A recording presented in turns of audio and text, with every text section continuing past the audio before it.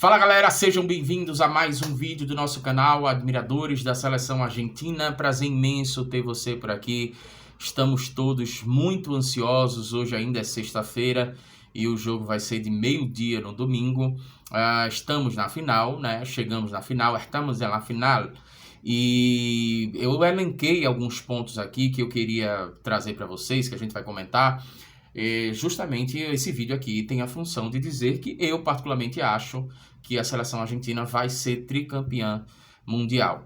E aí eu vou falar o porquê, né? Eu deixei alguns tópicos anotados aqui, eu vou ter que olhar para baixo e eu vou dizer o porquê que eu acho que a Argentina ela vai ser tricampeã mundial. Agora, é óbvio, antes de qualquer coisa, é óbvio ressaltar, né? A gente precisa ressaltar, é válido ressaltar que quando a gente está falando, por exemplo, de futebol, a gente está falando também do inesperado, né?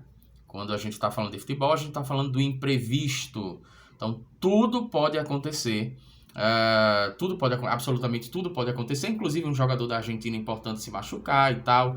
Mas o fato é que a Argentina tem todos os ingredientes aí para ser campeã mundial. Inclusive, eu vejo alguns jornalistas, né, esportivos. Acho que um dos grandes desafios de ser um jornalista esportivo é você buscar o máximo da imparcialidade. Eu vejo muito jornalista esportivo brasileiro colocando a França como se fosse a favorita e colocando a Argentina como se fosse... Nesse jogo não tem zebra, né? Nesse jogo não tem zebra, mas a França está um nível acima da Argentina e tal. E circunstancialmente eu discordo muito disso aí, eu vou explicar por quê. Esses tópicos que eu elenquei aqui, que eu vou falar para você, são tópicos que vão explicar o porquê que eu acho que a Argentina tem vantagem sobre a França, tá? E aí são tópicos importantes para a gente observar. Inclusive, eu não observo só o resultado dos jogos, mas eu observo como aquele resultado foi construído e como foi a história do jogo em si, tá? Porque da mesma forma que o Scaloni disse que o 3-0 da Argentina contra a Croácia não refletiu a história do jogo, o 2-0 da França contra o Marrocos também não refletiu, na minha opinião, o resultado do jogo, tá? Na minha opinião, inclusive, aquele jogo deveria ter ido para prorrogação e pênaltis ali, porque as duas seleções estavam muito equivalentes.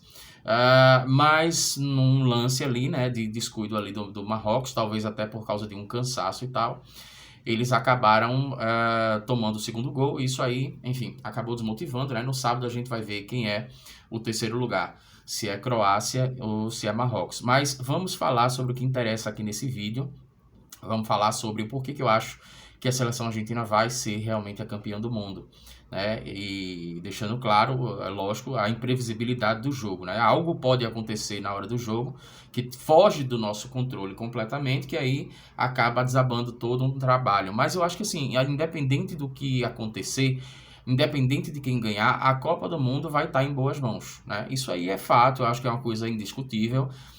Estão lá os dois times que, na minha opinião, realmente mereceram estar, tá?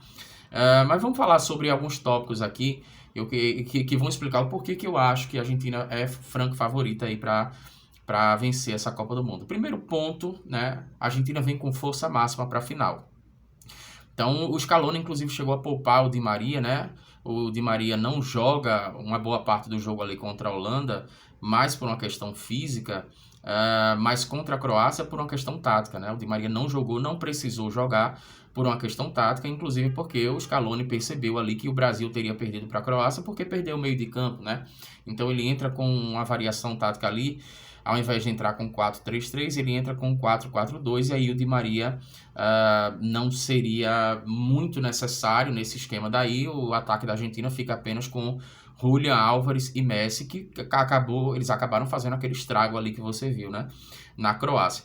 Então a Argentina agora vem com força máxima, e pelo que tudo indica, talvez existam até jogadores que não estejam 100%, mas estão muito bem para jogar uma partida, inclusive estão muito bem para jogar uma prorrogação. Por causa disso, existe até uma discussão para saber se Di Maria vai ser titular ou não, porque talvez o Di Maria esteja pronto para o jogo, mas não seja titular logo de início. Tem jornalista, inclusive, defendendo que o Scaloni não deveria entrar com Di Maria, tá? Porque pode haver uma prorrogação e tal. Mas, enfim, nós temos aí a Argentina vindo com força máxima. O Acuña e o Montiel não jogaram contra a Croácia porque levaram cartão amarelo no jogo contra a Holanda. A gente já sabia que existia esse risco, o Scaloni já sabia disso. Mas, enfim, agora o Acunha, na minha opinião, aquele cara é um touro, né? Aquele cara realmente é um touro. É ruim que o Acunha não vai estar do lado do Mbappé, porque eu queria realmente ver muito esse confronto. Mas o Acunha vai pegar o Dembélé, né? Então, o Dembélé que se cuide, porque o Acunha é um touro. Inclusive, o Acunha já teve confrontos aí com jogadores que são praticamente espartas, né? De tão fortes, né? Mas o Acunha sempre vencendo ali o Romero. A zaga da Argentina toda é uma zaga que a gente pode dizer que não é a melhor zaga da Copa do Mundo, mas é uma zaga que está com muita fome, está com muita vontade. Está com vontade de deixar Messi em segurança, por exemplo. E fora que Depou volta para marcar, enfim, o Julián Álvares também voltando, o Messi volta para buscar o jogo, então tem toda essa questão aí. A Argentina, é fato, ela chega com força máxima para essa final de Copa do Mundo. O segundo tópico aqui que a gente queria falar, a gente já introduziu um pouco, que é a questão da variação tática de Scaloni, né? Então o Scaloni ele tem uma leitura muito boa, né? E os próprios jogadores da Argentina também têm essa leitura. Isso é uma coisa que me chama a atenção, que eu não deixei aqui, tá? Anotado, mas eu acabei lembrando disso agora. Os jogadores da Argentina têm uma leitura do momento do jogo. Se o momento é muito tenso, tá? Se o momento exige, por exemplo, que o Acunha suba, ou se o momento exige que o Acunha fique um pouco mais atrás. Então, o Depou, por exemplo, ele protege muito bem para que Messi consiga virar, consiga construir uma jogada, consiga fazer a leitura do jogo. O Depou, ele faz um trabalho impressionante, se você observar, que quando, por exemplo, não dá para você marcar Messi sozinho, né?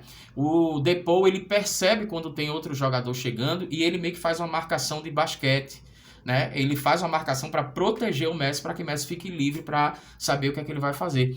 Existem vários momentos do jogo em que isso acontece, né? Essa interação acontece, Depou e Messi.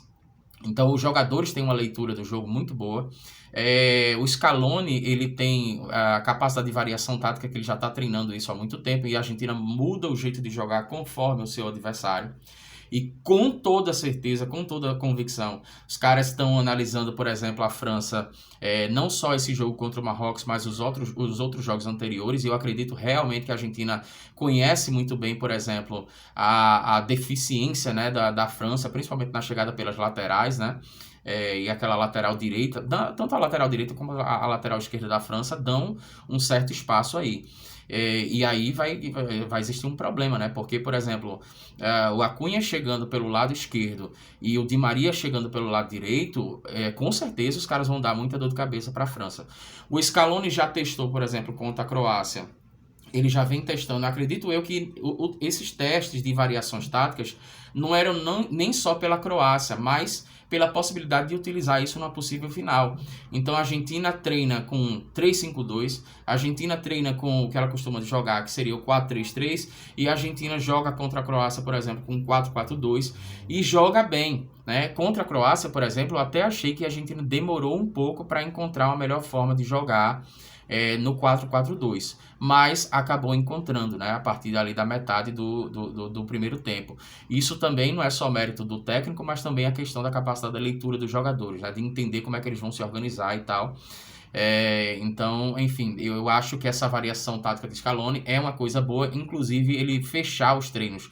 Ele só deixa treino, os repórteres filmarem por 15 minutos, depois disso é fechado. E aí você fica sem saber qual é. Por exemplo, a França agora está sem saber qual é a configuração tática que a Argentina vai entrar.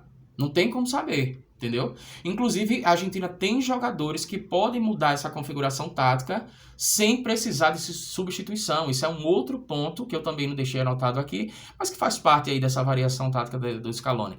A Argentina tem time para mudar a sua forma de jogar dentro do campo sem necessariamente precisar substituir, tá? Então isso é outro ponto interessante aí também. Mais um ponto que a gente vai ressaltar aqui. Messi indiscutivelmente está na sua melhor Copa, né? Não só a questão de forma física, algumas pessoas questionam, Messi já tá velho e tal, olha aí o velho jogando, né? Queria eu estar velho jogando dessa forma. Então, mas não é só uma questão de capacidade física dele, não é só uma questão dele estar no momento bom, é uma questão de autoconfiança, é uma questão mais psicológica, sabe? Eu observo o Messi psicologicamente muito mais à vontade na seleção argentina. E a seleção argentina, os outros jogadores, por exemplo, sem vaidade. Todo mundo tem um foco, que é fazer com que Messi seja o campeão. Esse é o foco principal da Argentina. Então os jogadores eles não têm vaidade. Você vê que o Lautaro Martinez saiu e uma das minhas preocupações era como é que esse cara, por exemplo, que ajudou a Argentina a ganhar a finalíssima, que foi decisivo, por exemplo, para a conquista da Copa América, que foi decisivo em vários momentos para que a Argentina chegasse na Copa do Mundo, como é que ele vai aceitar essa substituição do Lautaro Martinez pelo Julián Álvares? Até que ponto isso vai afetá-lo psicologicamente e criar uma ruptura no grupo. Mas não foi o que aconteceu, né? Essa questão está sendo muito bem gerenciada e os jogadores têm uma clareza, ninguém absolutamente ali tá parecendo, pelo menos, ter vaidade. Você vê que o Di Maria fica muito tranquilo, inclusive no banco de reserva. Então, porque o objetivo é um só, é fazer com que Messi seja o campeão. Então, o Messi está na sua melhor Copa, está no seu melhor ambiente, está na sua melhor perspectiva psicológica, né? Mental, emocional. Enfim, então eu acho que tudo isso tá pesando. Messi ganhou a Copa América, Messi ganhou a finalíssima, e isso tira um peso das costas de Messi muito grande, tá? Então ele tá definitivamente na melhor Copa dele. Outro ponto que a gente precisa ressaltar, os jogadores estão com sangue nos olhos, é isso que a gente falou, eles têm um único propósito, fazer Messi ser o campeão da Copa do Mundo, tá? E aí a Argentina pode não ter individualmente a melhor seleção, mas quando você bota 11 caras dentro de campo, que estão dispostos inclusive a derramar sangue para que Messi seja campeão, como falou o Dibu Martínez, né? Goleiro da Argentina, na Copa América, depois que ele foi campeão, ele foi um dos que deu uma declaração dizendo: eu seria capaz hoje de dar a minha vida, de fazer o que fosse preciso para que Messi fosse campeão. Então essa é a mentalidade da Argentina desde a Copa América, desde antes inclusive até da Copa América, tá? Mas eu acho que a Copa América ajuda a consolidar um fator importante, é que eles estavam no caminho certo. Ok?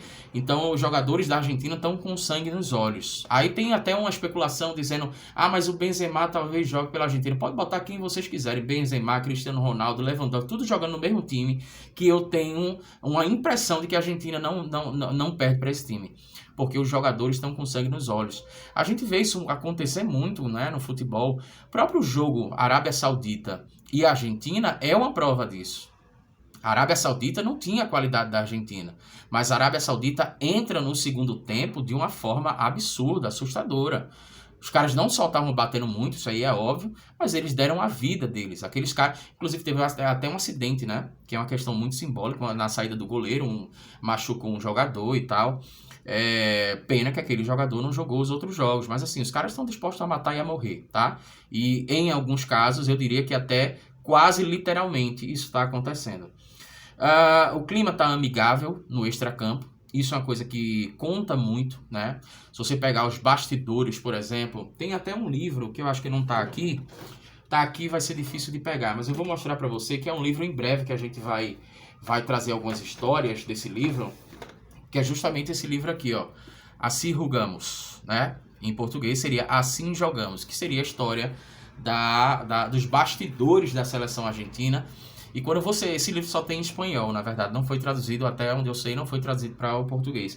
Mas quando você lê, por exemplo, o que acontecia nos bastidores, você percebe o quanto que isso reflete muito, o extracampo acaba refletindo muito no que vai acontecer dentro do campo. Então o clima da Argentina está muito bom, as famílias dos jogadores estão lá, os caras fazem churrasco, os caras se concentram realmente quando é preciso se concentrar e se divertem quando é preciso se divertir, tá? Lembrando, por exemplo, só soltando spoiler, não sei se eu falei isso em algum vídeo anterior, mas o Marcelo Bielsa tinha uma equipe gigantesca, né, nas mãos em 2002, e quando a Argentina perde para a Inglaterra de 1-0, né, o gol que o Beckham fez no final do primeiro tempo, quando acaba aquele jogo ali, os jogadores eles foram proibidos do seu dia de folga. E eu acho que Marcelo Bielsa acaba perdendo a liderança da equipe nas mãos. Assim, ele estava com a liderança nas mãos e ele acaba deixando os jogadores extremamente chateados. Assim, o jogo a Argentina tinha perdido Era a primeira fase, dava para se recuperar. Tinha vencido o primeiro jogo de 1-0, né? Gol de Batistuta contra a Nigéria. E contra a Suécia, a Argentina entra muito nervosa, porque o Marcelo Bielsa perdeu completamente o controle e ele fez praticamente um cárcere privado ali com os jogadores. Não sai ninguém, tá todo mundo de castigo, como se fossem crianças de quinta série. Isso não acontece agora, né? Isso não acontece. Acho que nem com criança de quinta série você faz um negócio desse. Mas isso não está acontecendo agora. O Scaloni está dando liberdade para os jogadores para encontrarem seus familiares e tal. E isso aconteceu, inclusive, depois da derrota da Argentina contra a Arábia Saudita, né? A gente não pode criar um clima tenso nos jogadores, porque isso acaba refletindo dentro de campo. Então o clima está muito amigável no extracampo da Argentina. Você vê nos 15 minutos, as filmagens que tem dos jogadores nos 15 minutos, um abraçando o outro, né? Um brincando com o outro. Então tá um clima muito bom. Outra coisa também, a Argentina vem crescendo na competição, tá? A Argentina teve uma queda muito grande, um abalo psicológico, né, depois que perdeu contra a Arábia Saudita, mas ela, na minha opinião, não fez uma boa primeira fase, como poderia fazer, mas agora na fase final, a partir das quartas de finais, eu diria que a Argentina está começando a atingir novamente o ápice do seu futebol. Então a Argentina vem crescendo na competição, o que me chama a atenção, porque a França parece que vem declinando um pouco. A gente não pode dizer que ela declina ao ponto de não ser merecedora de estar na final, mas ela vem caindo de produção. O Mbappé está sendo criticado, né, por não estar fazendo bons jogos, mais especificamente os dois últimos bons jogos, os dois últimos jogos da França. Então você tem ali o Giroud sem fazer gol, né? Acho que o Giroud não fez gol nos dois últimos jogos, posso estar enganado, mas o Mbappé não fez e também não jogou muito bem, certo? E o Mbappé, na minha opinião, assim, a bronca do Mbappé é quando ele bota para frente, mas ele bota para frente quando ele tem espaço. E lógico que o Scaloni tá vendo isso, né? A própria Arábia Saudita, ela viu isso no segundo tempo contra a Argentina. Ela viu que estava sendo jogada muita bola ali nas costas, por exemplo, dos jogadores como Lautaro Martínez, como Di Maria, e eles precisam de espaço para correr, né? E a Argentina não tá, a Arábia Saudita não estava dando esse espaço para a Argentina. Então, lógico que isso está sendo observado. O Mbappé vai passar sim para alguns jogadores, em algumas ocasiões vai meter medo, talvez o gol aconteça, mas o fato é que isso está sendo observado. Não vão deixar o cara livre para jogar. Ele não vai ter paz nesse jogo, tá? O Mbappé, o Dembélé, o próprio Griezmann também, que é muito perigoso, e o Giroud, eles não vão ter vida fácil nesse jogo, ok? Podem até vencer, mas não vão vencer como venceram a Argentina. Em 2018 já não foi fácil, né? E o time da Argentina não era tão bom quanto agora. Então, se a França vencer, ela vai ter que suar muito a camisa para poder vencer a Argentina. Outro ponto aqui que a gente queria ressaltar. Jogadores estão com muita confiança em Messi. Sabe aquele negócio de tipo assim, ó, vamos fazer a nossa parte, que Messi faz a dele. Porque a gente confia nele, então Messi faz a dele. E os jogadores têm tanta confiança em Messi que no terceiro jogo da Argentina, que eu já me esqueci o adversário, que é muita informação, mas no terceiro jogo da Argentina, a Argentina perde um pênalti. E esse pênalti foi perdido por Messi no terceiro jogo, obviamente, da primeira fase. E Messi perde um pênalti, né? E a minha preocupação ali era qual é o impacto emocional que isso vai causar nos jogadores, né? Porque a Argentina também perdeu o pênalti em 2018 e me parece que os jogadores ficaram com um clima mais ou menos assim, putz, se Messi perdeu o pênalti, a gente tá muito ferrado. Não foi o que aconteceu agora, os caras reagiram e tal, parecia que não tinha acontecido nada.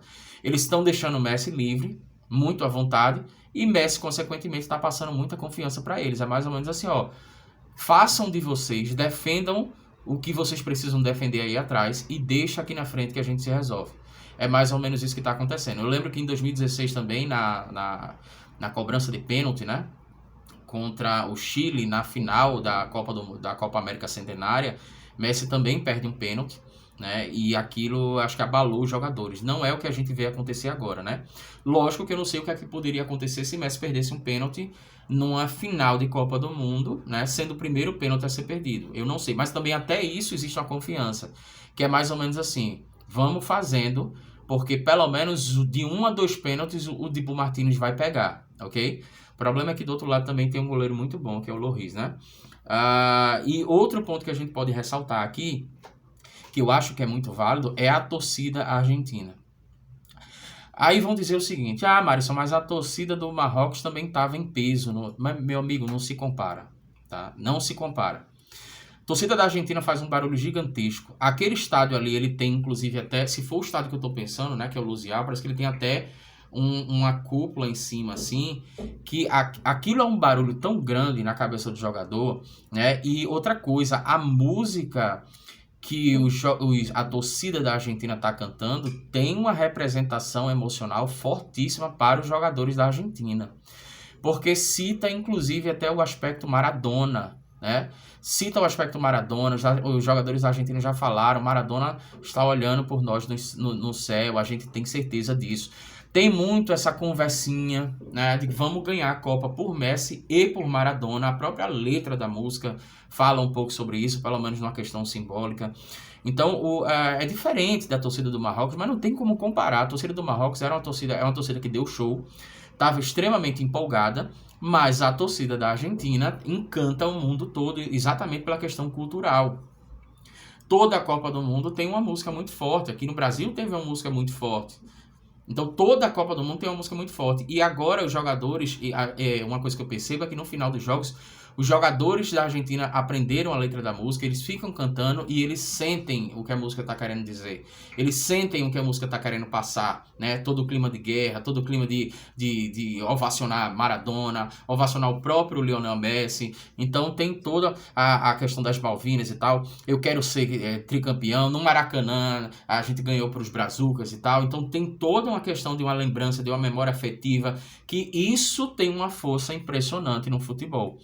Então, por causa de tudo isso, talvez eu tenha esquecido alguma coisa, eu realmente acho, eu tô falando isso no dia 16, né, 2 dias antes, eu realmente acho que a Argentina vai ser a campeã. Volto a dizer o que eu falei no início do vídeo, é futebol, e futebol, assim como na vida da gente, tudo pode acontecer, o inesperado pode acontecer, o imprevisto pode acontecer, mas na minha opinião, a França ganhar é o imprevisto. A França ganhar é o inesperado, tá?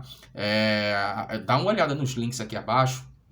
Eu acho que tem link interessante aqui para você, tá? Tem link que pode interessar alguém, principalmente se você gosta de futebol, enfim. Dá uma olhada nos links aqui abaixo que eu acho que você vai gostar. E agora estão aparecendo 2 vídeos para você. Um deles sou eu que estou te indicando. O outro é o próprio YouTube que está te indicando. Então eu vou fazer o seguinte com você. Você escolhe um dos 2 e eu te vejo nesse próximo vídeo.